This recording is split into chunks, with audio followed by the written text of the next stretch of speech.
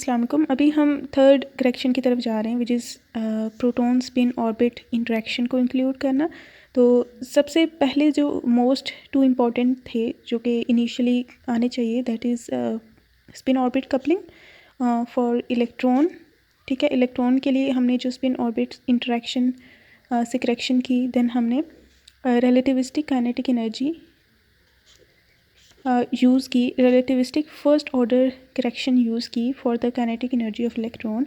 और उन दोनों को जब हमने ऐड किया तो जो नेट एडिशनल एनर्जी जो हमें मिलती है, फिर हमने वो देखा कि वो एन और जे वैल्यूज़ पे डिपेंड कर रही थी।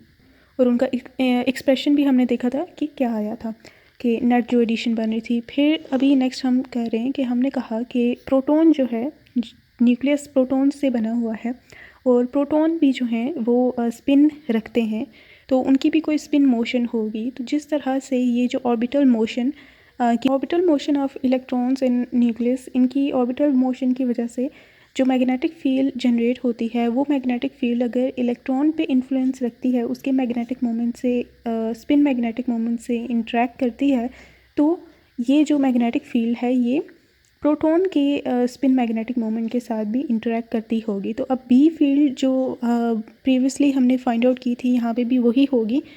तो वो बी फील्ड जो कि शिफ्टिंग ऑफ रेफरेंस फ्रेम से पहले तक थी, वही वाली एक्सप्रेशन यहाँ पे यूज़ होगी, which was mu naught G E 4 pi M, और सबस्क्रिप्ट में ई मास ऑफ इलेक्ट्रॉन और आर क्यूब।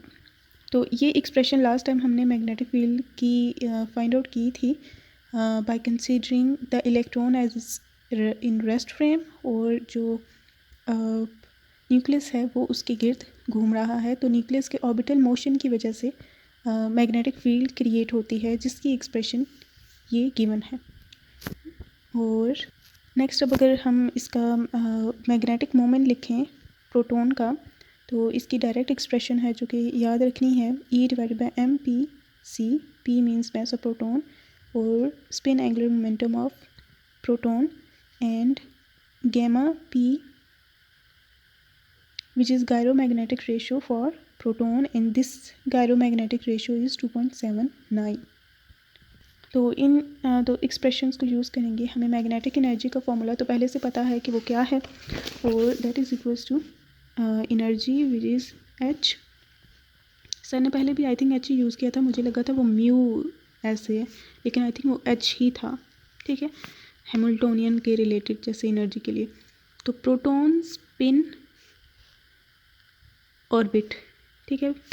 इलेक्ट्रॉन के लिए हम सिंपली एस ओ यूज़ कर लेते हैं, प्रोटॉन के लिए पी एस ओ हम यूज़ कर लेते हैं। तो minus mu P dot B, जो हमने यहाँ पे इसमें सबस्क्रिप्ट में ऑर्बिट लिखा गया है इस एक्सप्रेशन के लिए, तो माइनस म्यू पी की वैल्यू अभी हमने लिखी थी, that was E divided by M P C S of P and gyromagnetic ratio of proton dot B हमने अभी जो लिखा था, mu naught G E 4 pi M E L by R cube.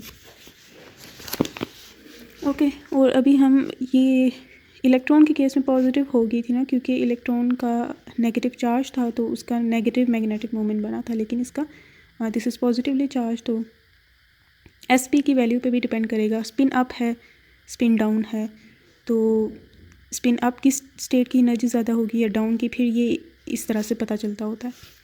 तो यहाँ पे ये एल डॉट एस यहाँ पे अगेन यहाँ पे ही करेंगे और सारी चीज़ें इकट्ठी कर लेंगे, which is G E square mu naught gamma P M E C 4 pi R cube, और ये एल डॉट एस पी।